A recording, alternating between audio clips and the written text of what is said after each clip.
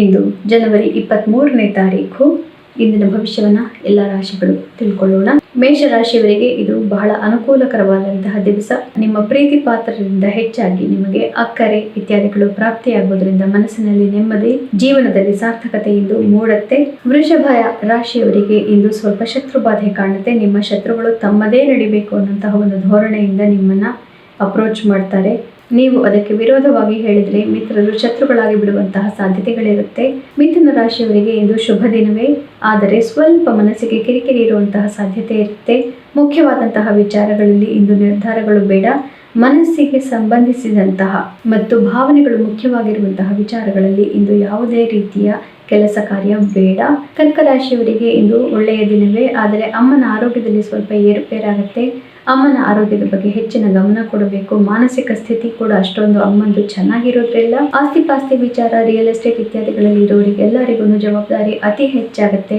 ಸಿಂಹರಾಶಿಯವರಿಗೆ ಇದು ಬಹಳ ಒಳ್ಳೆಯ ದಿನವಾಗಿದೆ. ಬಂಧು ಬಾಂಧವರಿಂದ, ಸಹೋದರರಿಂದ ಅನೇಕ ರೀತಿಯಲ್ಲಿ ನಿಮಗೆ ಯಶಸ್ಸು ಪ್ರಾಪ್ತಿಯಾಗುತ್ತೆ ಮತ್ತು ಅವರ ಸಹಕಾರದಿಂದ ನೀವು ಯಶಸ್ಸನ್ನು ಪಡ್ಕೋಬಹುದು. ಕನ್ಯಾ ರಾಶಿಯವರಿಗೆ ಮನೆಯಲ್ಲಿ ಸ್ವಲ್ಪ ಕಿರಿಕಿರಿ ಮೂಡಬಹುದು. ಸಂಸಾರವೇ ಮುಖ್ಯವಾಗುತ್ತೆ. ಸಂಸಾರದ ಹಣ ಕಾಸಿನ ವಿಚಾರಗಳು ಕೂಡ ಮುಖ್ಯವಾಗುತ್ತೆ.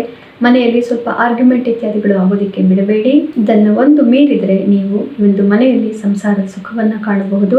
ತುಲಾ ರಾಶಿಯವರಿಗೆ ನಿಮ್ಮ ರಾಶಿಯಲ್ಲಿ ಚಂದ್ರ ಇರೋದ್ರಿಂದ ಮನಸ್ಸಿಗೆ ನೆಮ್ಮದಿ. ಕಳೆದ 2-3 ದಿನಗಳಲ್ಲಿ ಮನಸ್ಸಿಗೆ ಇದ್ದಂತಹ ಕ್ಷೋಭೆಗಳು ಇಂದು ಮಾಯವಾಗುತ್ತೆ.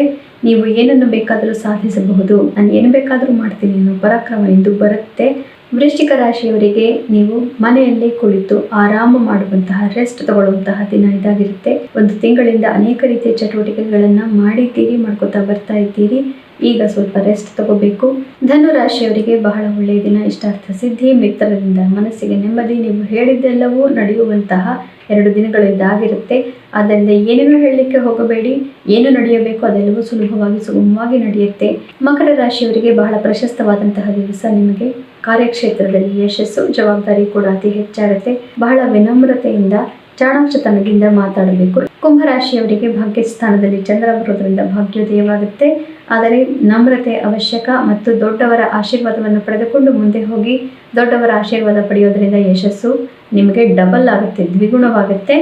ಮೀನ ರಾಶಿಯವರಿಗೆ ಇಂದು ಒಳ್ಳೆಯ ದಿನ. ಮನಸ್ಸಿಗೆ ನೆಮ್ಮದಿ ಇರುತ್ತೆ, ಆದರೂ ಕೂಡ ಮನಸ್ಸಿನಲ್ಲಿ ನಾನಾ ರೀತಿಯ ಯೋಚನೆಗಳು ಇರುತ್ತೆ. ನಾಳೆ ಏನಾಗುತ್ತೋ, ಈ ತೊಂದರೆಯಿಂದ ನಾನು ಏನು ಮಾಡಬೇಕಾಗಬಹುದು, ಯಾವ ರೀತಿ ಇದು ಮಾರ್ಪಡುತ್ತೋ ಅನ್ನೋ ರೀತಿಯಲ್ಲಿ ಯೋಚನೆಗಳು ಬರುತ್ತೆ.